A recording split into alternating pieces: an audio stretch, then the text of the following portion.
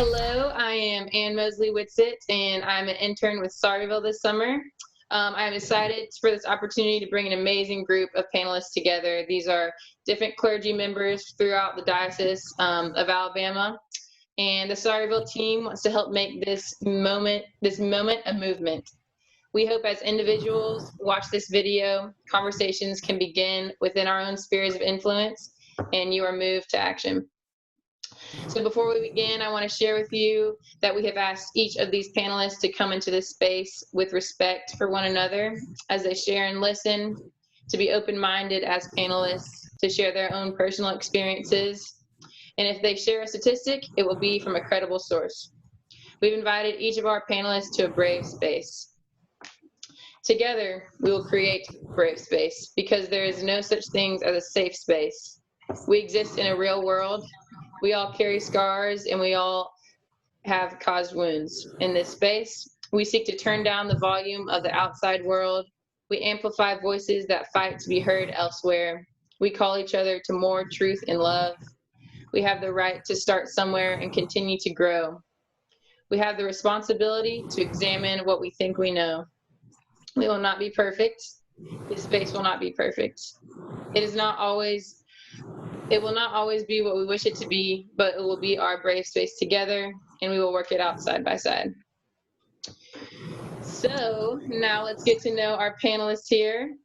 We will have this group of panelists answering questions that have been submitted from you guys on social media. And throughout the summer, we will have a series of different ones. Obviously, as I said, this is our panel specifically for the clergy. So I invite you also to go to Sawyerville's website after seeing this video and continue to submit questions that you might have. So if we could just go around and introduce yourselves, say what church you belong to, how long you've been involved in the Episcopal Diocese of Alabama, and what your connection to Sawyerville will be. I can call on you, and we will start with Michael.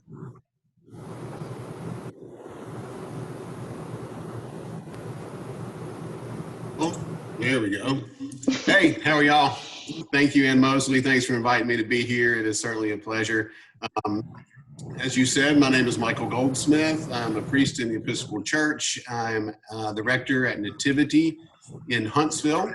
And I have been a part of the Episcopal Church since my father went to seminary in 1976, I think. Actually, a little before that when we started going to church. So pretty much my whole life, I have been a part of the Episcopal Church and grown up in the Episcopal Church.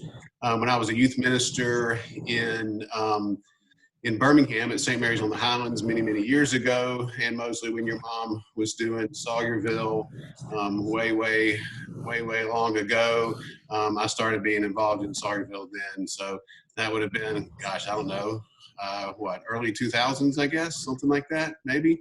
Anyway, it's been a long time. I love Sawyerville, and I will certainly do everything and anything I can to be helpful and be a part of it.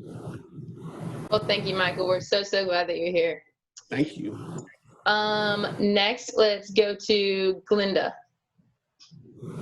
Thank you, Ann Mosley. Glad to be here with y'all. Good to see you all. I am Glenda Currie. I have been, I'm Bishop Coadjutor for 5 days.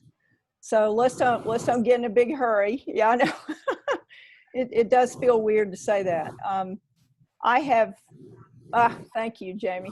Before that, I was rector of All Saints here in Birmingham for 16 years, and before that at Epiphany Leeds, and I guess I've been in the diocese since about 1974, something like that.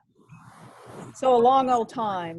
And I love the Diocese of Alabama. I've worked at Sawyerville probably 10 years, something like that, in various ways. I love Sawyerville. I love the ministry, love the people. Look forward to it. I'm missing it this year. And I know y'all are too, missing it like we're missing a lot of things. But I would do anything I can to facilitate this conversation and to make it helpful, and hopefully at the end of everything we do, we will help each other love each other even more. and that's my hope. So Well, thank you so much. Me too. Next, let's go to Jamie. Hey everybody, my name's Jamie. Let's see, I've been in the diocese about 10 or 11 years.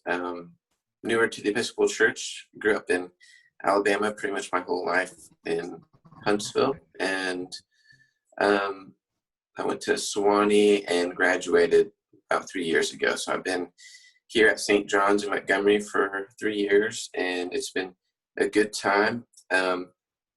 I went to my first Sawyerville summer experience during seminary, and that was a really powerful time, and I really fell in love with the ministry. And then over the last several years, we have done an annual pilgrimage here called Person to Person as a part of Sawyerville's outreach, and that's been an incredible time with all the folks involved there. So I've seen really good conversations and relationship building happen through Sawyerville's efforts, and I'm glad to be part of this today. Well, we are so glad that you are here too. Let's move on to Tommie. Hello, Tommie. Hello, good morning. Thank you all for inviting me, and thank you, Ann. And I am Tommy Watkins. I'm the rector of St. Andrew's Episcopal Church in Birmingham, church with the red doors. We are, I've been with the diocese since I began going to St. Andrew's back in 2006. When I moved from Miami, I was confirmed in the Episcopal Church in 2002. And I think I started with Sawyerville, doing health education, the sexuality and spirituality when Leslie was back in 2008. So I've been with Sawyerville quite a while, and then worked with Jamie the past 3 years doing Person to Person. So I instructor faculty at UAB and teach a class on ism. So I'm very interested in the conversation of Christians talking about policy, stuff that matters, so we can change our world for the better. Well, thank you so much. And lastly, let's move to Mr. Kervin Jones. Hello, I'm Kervin Jones. I'm from Greensboro, Alabama. Been here all my life. I tell people I live on the land where my great, great, great, great 5 generations grandfather owned my great, great 5 generations grandmother. So this is home for me. I'm not comfortable anywhere else. I pastor 3rd Street Church of God, and I started volunteering. My congregation, we started working with Sawyerville Day Camp, I guess, late 90s, early 2000s, and I've just been involved because y'all do a great work. And I should say we do a great work, I think. And I'm just interested to see what we have to say here today. Definitely. Well, we're so glad that you're here, and really thank you guys so much for taking this time out of your busy schedules to have this conversation with Sawyerville. So without further ado, let's go ahead and get started on some of these questions. So the first question that we have, and these have been developed by the Sawyerville interns and by people, friends of Sawyerville have sent in questions. This question is, what have you learned about race? And when you hear the names Emmett Till, Tamir Rice, or even terms like white privilege, convict leasing, and mass incarceration, are those things that you've learned about in more recent years, or have they been present to you throughout your whole life? And we can start with Michael. Okay, thank you, Ann Mosley. As I said earlier, I've been involved with Sawyerville for a long time and sort of on the fringes a lot of my adult life of trying to work for social justice, and especially in terms of racial justice. But what's so amazing about it is I continue to learn every year.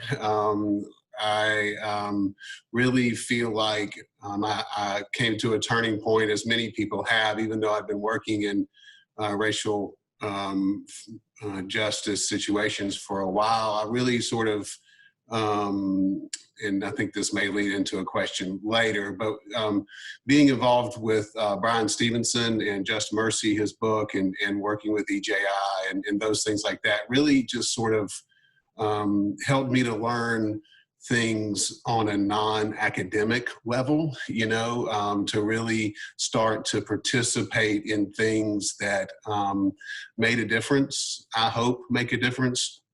And I really think that that's the only way for me to really learn more, is to be involved more.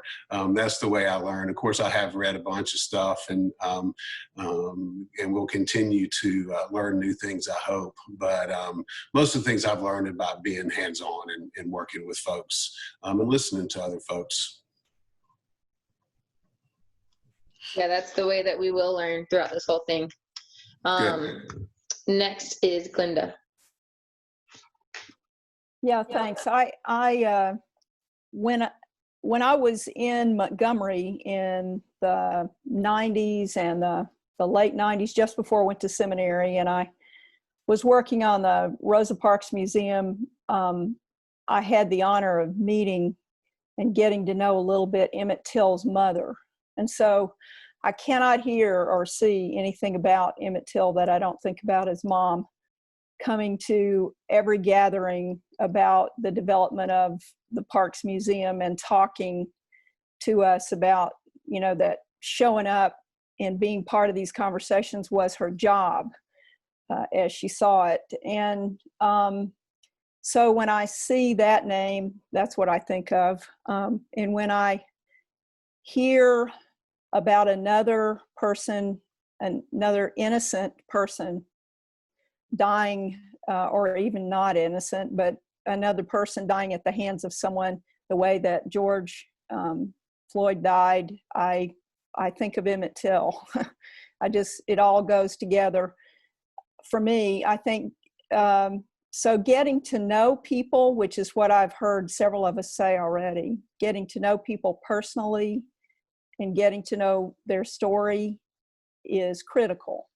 Whatever we do, we've got to find ways for us to get to know each other, which is, what we do at Sawyerville, but also in a lot of other places. And how to facilitate that, to me, seems to be the biggest challenge. So at the end of it, we come out loving each other more, which I think happens as we get to know each other.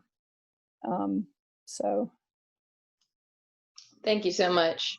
It's crazy that you met his mom, because as a young person, I was taught the story about Emmett Till's life, and the pictures were in black and white, so it seems so far removed, but it's not far removed, and it continues to perpetuate today. Thank you, Glenda. Jamie? Okay, there's a lot there in that question. Let me see if I jump in. I think some of my concern and care for this issue of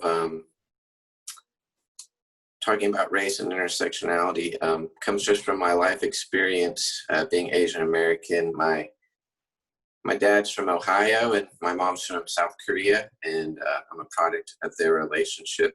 So growing up, I kind of grew up in a bicultural home, and sometimes those cultures were at war with each other. And there were things my mom wanted me to do that my dad thought weren't that good, because there was just cultural differences and vice versa. And so I was kind of in this unique position to see this person from this place and this person from this place and culture view things very differently, and trying to find myself kind of in that middle space. Being Asian American in the South is a strange experience. I think one thing, being Asian is strange just because you're always exotic. No matter how long Asians have been in America, they're seen as other. And being in the South, a lot of times race is just seen as a black or white issue, and then sometimes Hispanic, but or Latinx. But being Asian, you're kind of either just lumped in as white or not acknowledged. So it's a different space. So that's given me a lens to see some of the dynamics, to understand people being othered or excluded. being multiracial, being Asian American, I have a lens to understand how that can, other people can be othered. I don't have the experience of being a Black person or a Latinx person, but I think I have a lens into understanding some of the dynamics of my own experience. And one experience I'll share just personally for me, talking about the inability to see people's experiences is, like I said, I grew up in a bicultural home.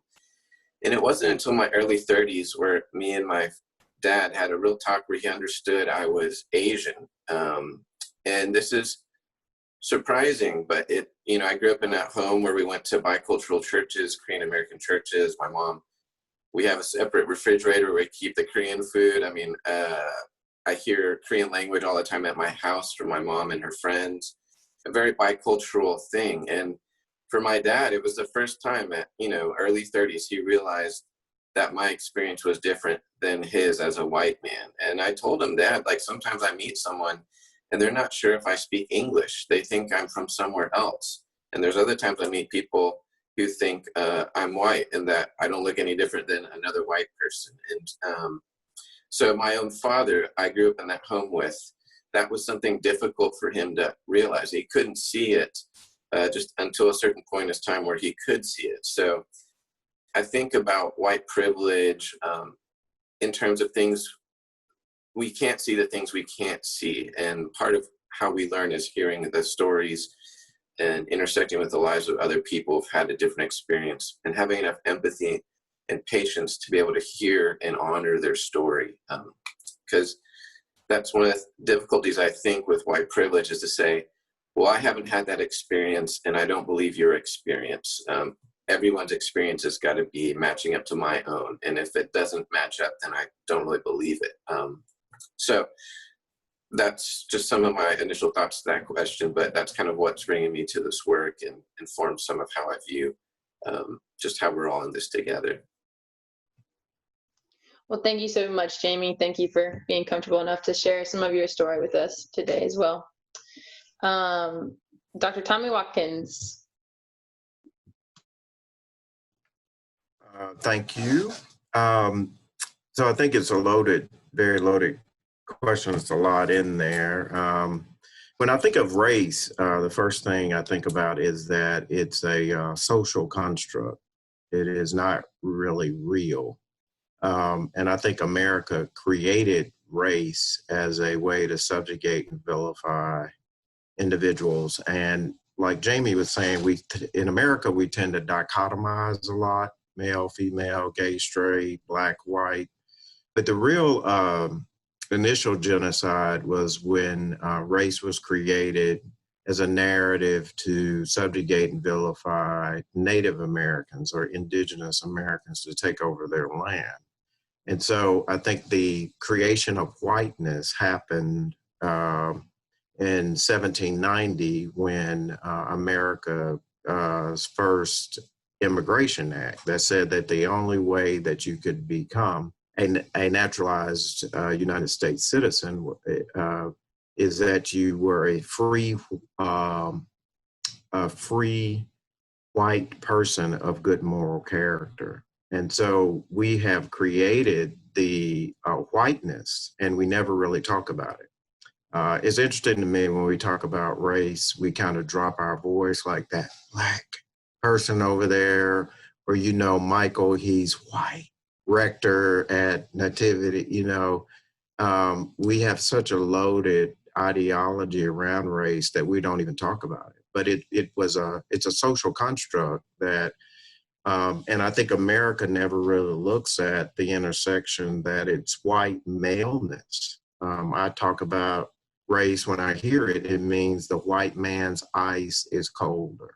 It's this idea that whiteness and maleness go together to give privilege and power, So I think it's that social construct that we don't really talk about, and we kind of exonerate people from really attenuating it and really thinking about it. Just for instance, in the current census, my friends who are from Egypt, they are white. And they said, no, we're from the continent of Africa. We're not white. And on the census form, Egyptians are white. And so I think the idea of who creates it and who manufactures it, it became a way to demonize and subjugate people. And so then you have the idea of white privilege, where it became systemic. And people will say to me, why I love Bishop Currie and I voted for Obama twice, I'm not racist. And I'll say, yes, but institutions are and systems are, where we married poverty and we married wealth with privilege. And so we did that through, after slavery ended, many of the white former slave owners were mad that their slaves were exonerated and freed. And in 1876, they decided to withdraw in Reconstruction. And that's when convict leasing happened. I had great-grandparents that worked in the mines here in Fairfield and in the coal mines to create the Magic City. That's how Birmingham got its name. But convict leasing from the 13th Amendment said that, you know, you're free except for the conviction of a crime. And so they had the black codes and the laws that made it, if you're standing around vagrancy, you were arrested, you were convicted, and then worked for free. And so you then had a shift with very many of the slave owners becoming capitalists in the South. And for instance, B.B. Comer, like Comer Hall. And so then you had this intersection of slave owners with power and privilege. And so streets are named for them in the South. Buildings are named for them because they had the wealth to donate.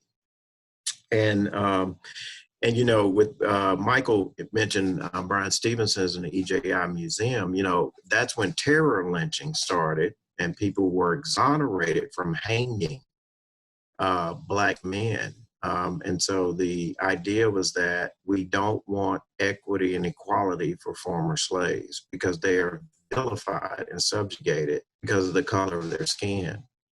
And they were dignified with immunity. They were never brought to trial. The people that lynched folks were never brought to trial. They were never guilty. So when you tell me, or I hear Tamir Rice, Emmett Till, George Floyd, Breonna Taylor, who was shot in her home, and the officers that murdered her are still free, that's still a narrative where the white men are given the benefit of the doubt. And I think it's looking at institutions, why systemic racism continues to privilege one group over another. And I just want to say real quick, I think that this is something, this idea of creating a hierarchy is something that Jesus dealt with in Scripture when they call Jesus a Samaritan and say, your family we know, it's a racial slur, because Samaritans were kind of the half-breeds, if you will. So this is something that the idea of subjugating and vilifying people because of a social construct that's really not real, it's something that's been going on for centuries, millennia. Thank you so much, Tommie.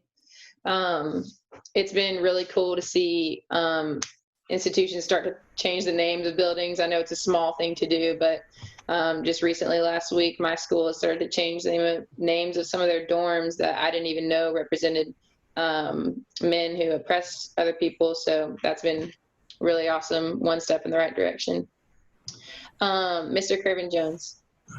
Hey, how you doing again?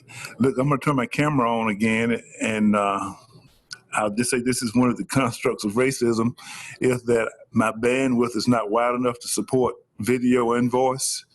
So if I get kicked off again, just please forgive me. I think I did it. Allow. But anyway, I'll just go ahead and tell you what have what have I learned? What about when I hear those names?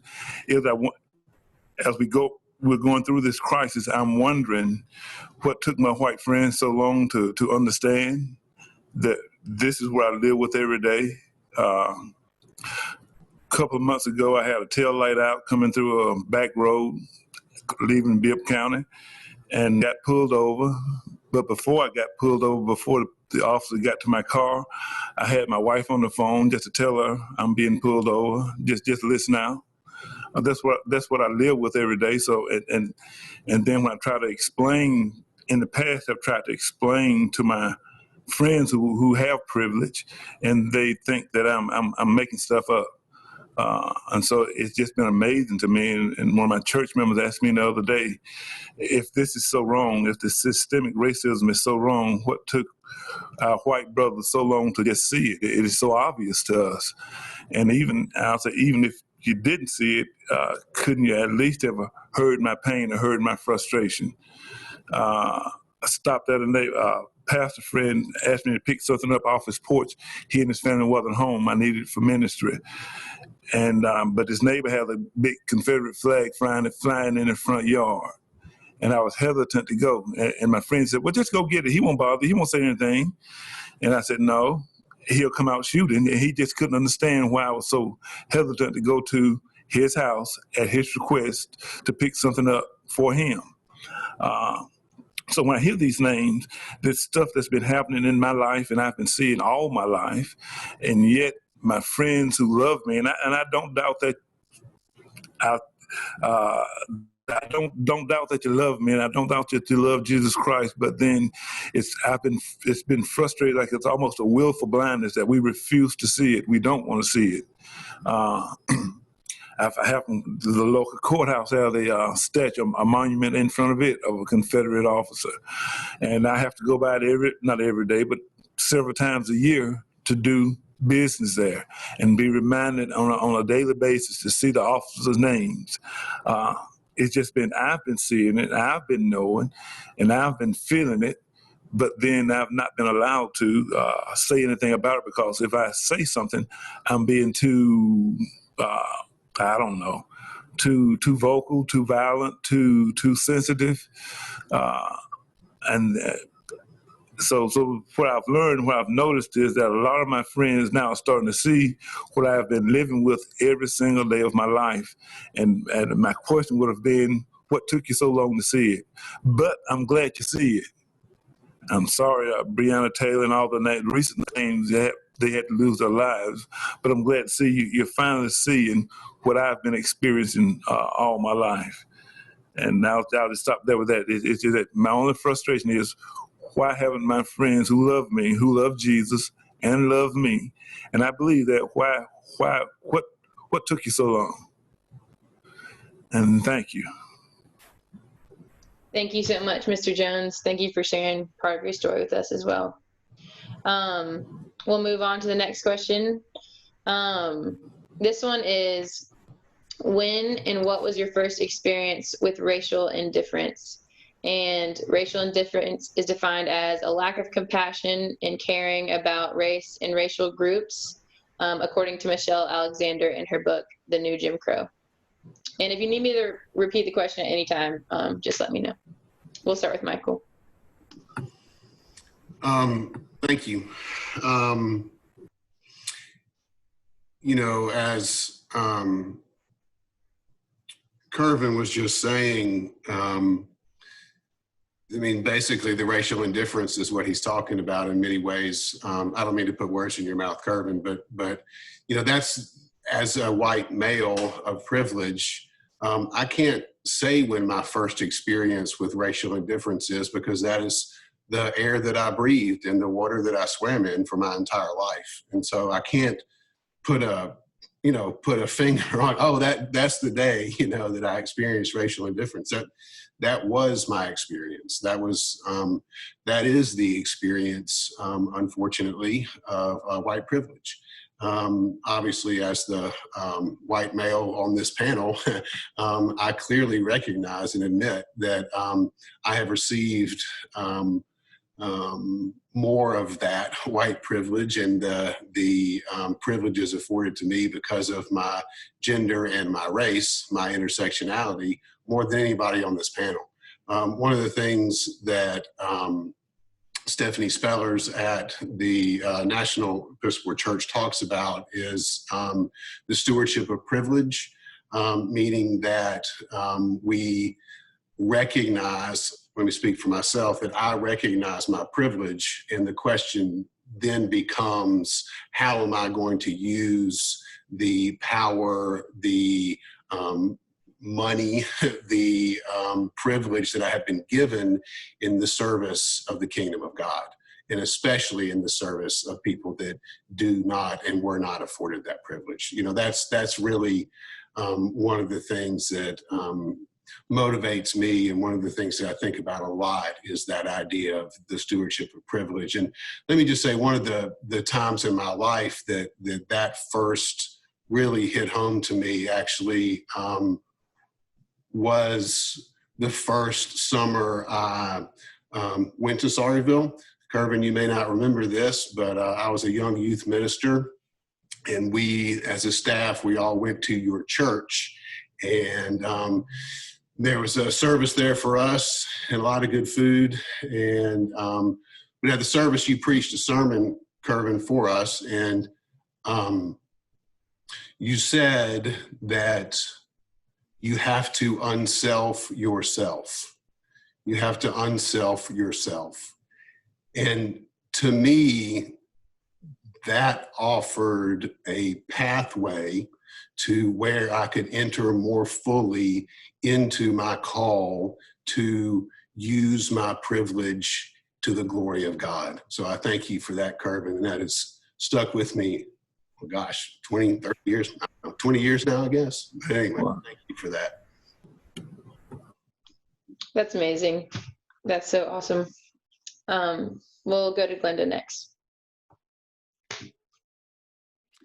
So I've thought a little bit about this over several days, I guess, and you know, I'm old, so I've had lots of experiences. I would have to say that the one experience that sticks with me, or has stuck with me all these years, is my mom. I grew up in a broken home, as they say. My mom and dad divorced when I was 5 and 6, and then my mom remarried a man who was in the military, and we moved. But all this took place in close proximity to you know, 2 little towns 30 miles apart, and I lived in central Texas. And so when we were a single mom with 2 children, 2 little children, my younger brother and myself, we lived in a duplex in one of the poorest neighborhoods in Gatesville, Texas, and my neighbors were and my playmates were Hispanic children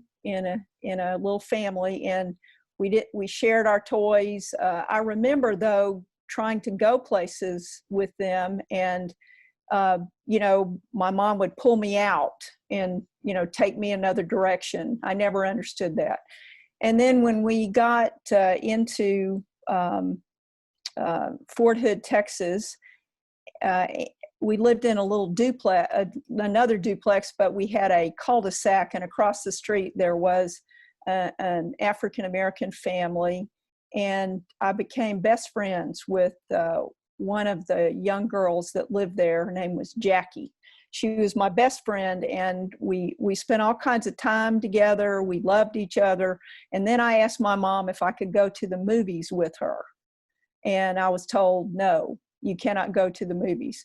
And I remember thinking that made absolutely no sense to me. As a child, I didn't get it. I didn't know what the rules were. And I didn't understand. And that has stuck with me. It was sort of an epiphany at the moment that I was told no. But yet I was allowed total free reign of being part of her life. Her family had me in their home. I had her in my home, but I couldn't go to the movies with her.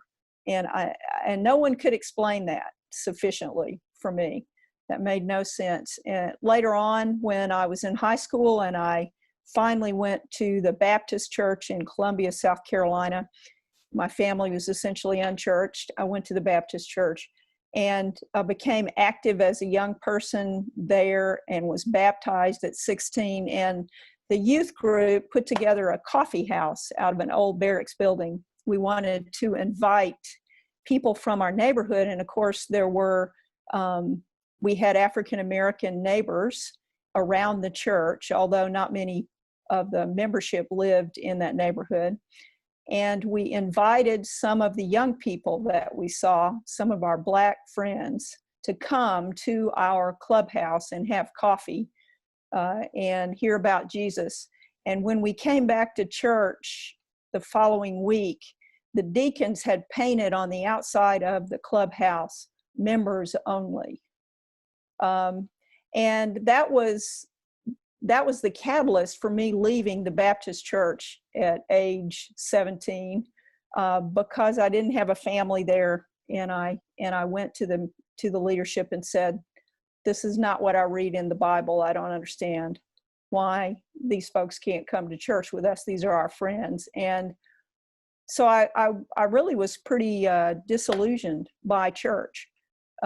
Because that was the only church I ever had any experience in. Eventually, I found the Episcopal Church, although we are predominantly white, and we haven't done a whole lot better at bringing people in the doors and finding a way to advance this conversation.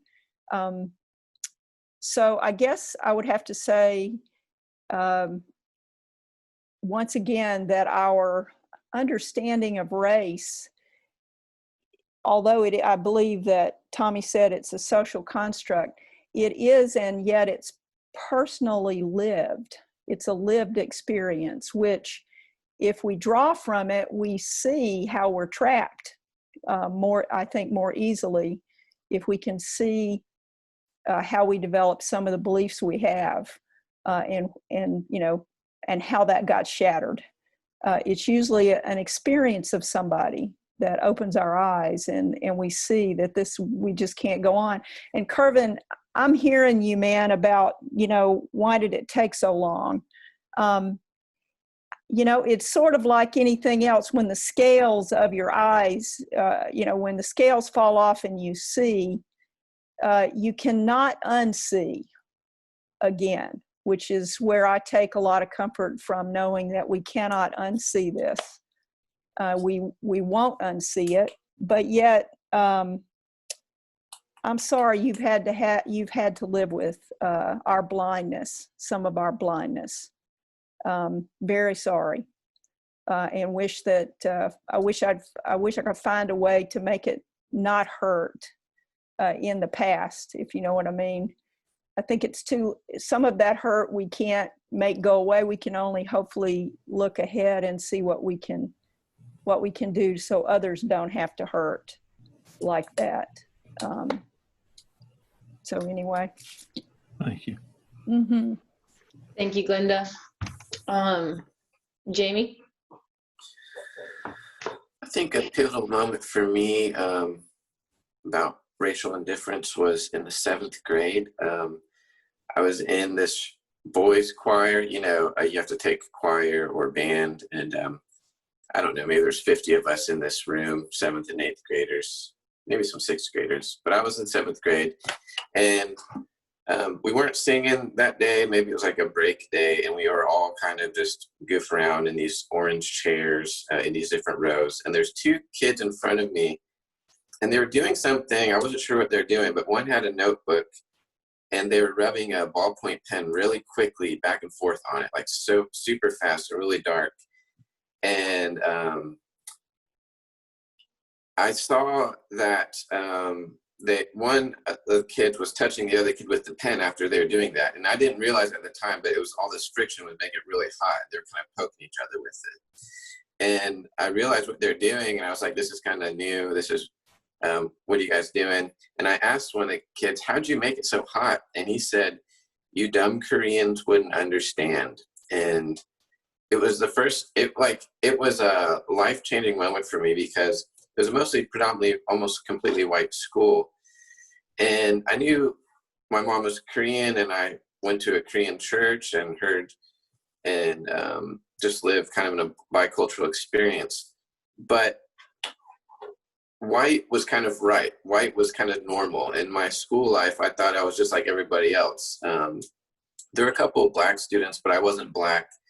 And it hit me like, oh, I'm not white. And I'd been insulted before, just all of us have in life. But what this person said was not just, it's almost like if someone insults you and says a bad word, you're kind of equal still. But this one, someone was going to the core of my identity, saying I didn't belong there. I didn't even merit enough to be on the same level as them. And it hit like at a deep level of shame that I wasn't equal to these two white kids. And I remember just kind of being dazed. I was confused. I was ashamed. I wasn't sure what was happening. And after that choir class, I went to my next teacher after the next period, and I just walked into a room and I said, do I look Asian? And she kind of just got real quiet and wasn't sure how to respond. I could tell she could tell this was a big moment. And for me, that was a process of realizing kind of that there's something called internalized oppression. I realized, and that's been an ongoing journey for me, that there's a part of me that hated or didn't like any part of me that looked Asian, because I knew it was less than because of that experience. Because my white friends at that school were right in a significant way. They were normal and I wasn't. And so learning how to love and accept who I was and seeing the belovedness I have, and all people have, but that's something very specific, I remember. And I mean, that's something that continues on. And I remember when me and my wife were about to have our son, we were talking with a family member. I wonder what he'll look like, he'll be a mixed baby. And I said something like, I wonder if he'll have kind of like Korean eyes, Asian almond shaped eyes. And this family member who was white said, oh, I don't know, he'll probably have and they almost said normal looking eyes. And they caught themselves. But I think that kind of touches back on our previous question, that white is normal or white is right or somehow better. And I think that was a big moment for me in the 7th grade of realizing that how I'm perceived is different, and that affects my life in real ways. And those two kids, they probably don't realize what it was like for me to hear that or to live in that identity. But that was kind of like my first full frontal kind of indifferent moment. Thank you so much for sharing. Just out of my own curiosity, did your teacher respond to you? Do you remember how that went? Yeah, it was kind of haltingly. And look, I mean, any conversation about race is inherently really, it can be full of shame for people, no matter what they're, and people are scared of saying the wrong thing, and we see how damaging it can be and how people have been affected by it. So I think even this conversation, we have to be brave and just try to give each other grace and speak our truth. And she was helpful. She said, yes, when I look at you, I can tell that you have some Asian descent or heritage. And she kind of was just listening and helping me before the class started. But she was kind of the first person in my life that I was saying, hey, how do you perceive me? Was basically the question. And she helped me by honestly answering where she was. And thank God it was something helpful in that moment for me, or it could have been crushing, Yeah, I'm glad that it was a good response as well. Tommie? Well, I think the first for me was grew up right across from a field that was used as kind of a horse, where people would come from all over and do horse shows on Saturdays. And me and my brother and I were playing near the gate, the fence of the horse show. And that was where a lot of more, I think, wealthier whites would come, and that had horses, and they would, have these nice big trucks, and they would do these shows, and they would groom their horses. And I never really knew, about it, and how they would, feeding them and just living that way, but there were two other white children that we were playing with.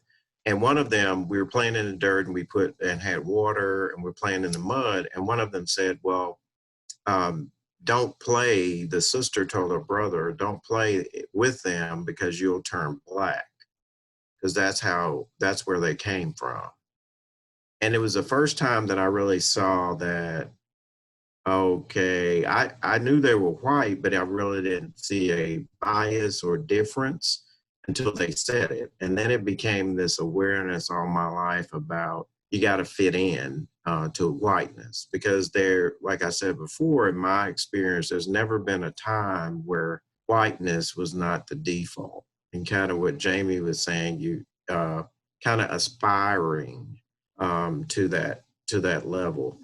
And so we grew up, and my parents wanted me to take like advanced placement classes, the AP classes, and it was always the same 3 African-American friends of mine that we would take it. And my other friends would say, all the black people, we take the regular class. The AP classes are for white folks, because all the teachers were white.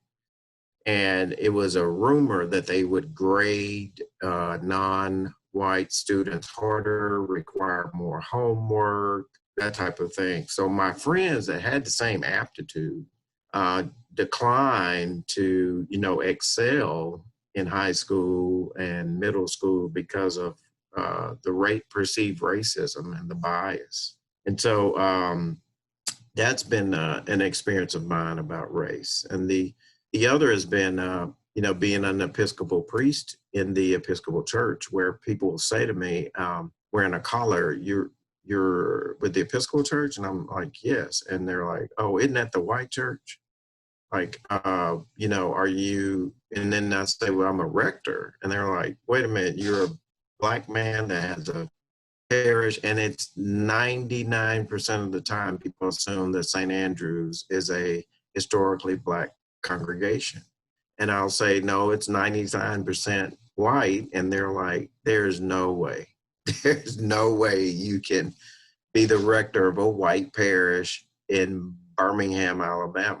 And so it's kind of like choosing them. And then they'll say to me that, well, you're trying to be white. I get called very frequently, you're Uncle Tom.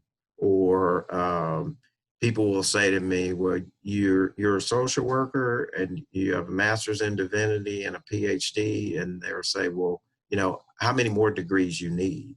And some of my African-American friends will tell me that. And so it's kind of like being educated is white. It's this idea of trying that somehow I'm trying to fit in or trying to be bigger or more than or other than.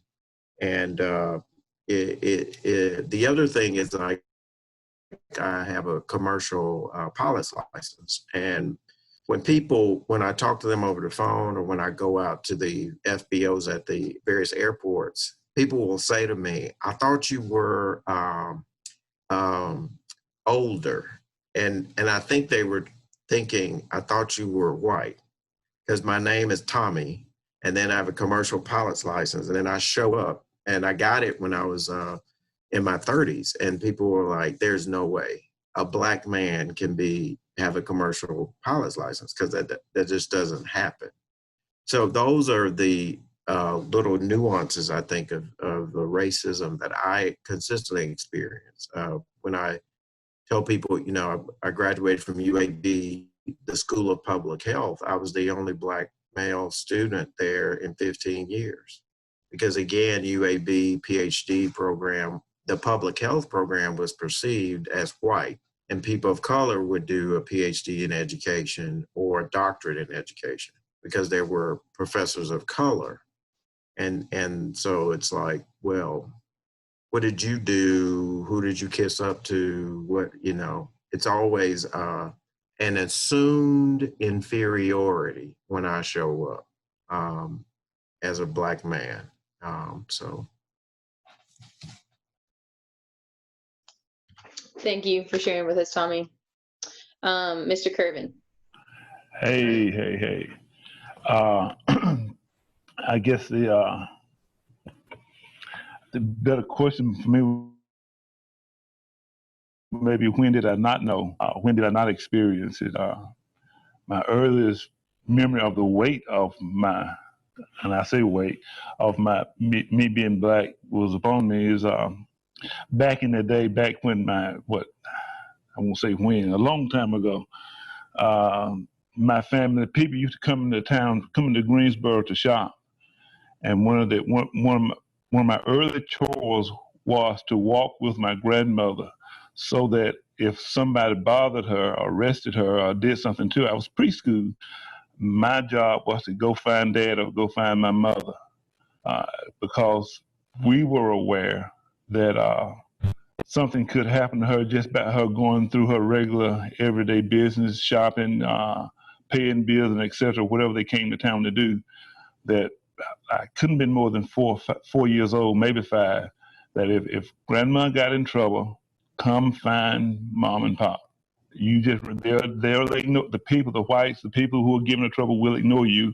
You just turn and run. That was my job, 4 or 5. And then my dad was very much involved in civil rights, and the word came back to my dad on several occasions that they were coming to burn our house down and kill us all, or kill my dad in particular. And we were a hunting family. My dad loved to hunt. All my brothers liked to hunt. So each one of my brothers and I, let me say there's 14 of us kids together. It's 8 boys. So each one of us learned how to load a shotgun in the dark. And so if somebody come in to break into the house or to burn the house, I had my window to defend, and that because each one of us had shotguns, I had a 20-gauge shotgun that I could get the shells in the dark without turning the lights on, and face my window. I had my window to protect. If anybody came in, they wanted to shoot them. And I just thought that was normal life. I'm really sorry. No one should have to experience learning how to load a shotgun at the age of 14. That should not be something that children have to do or anyone has to do. Thank you for sharing with us.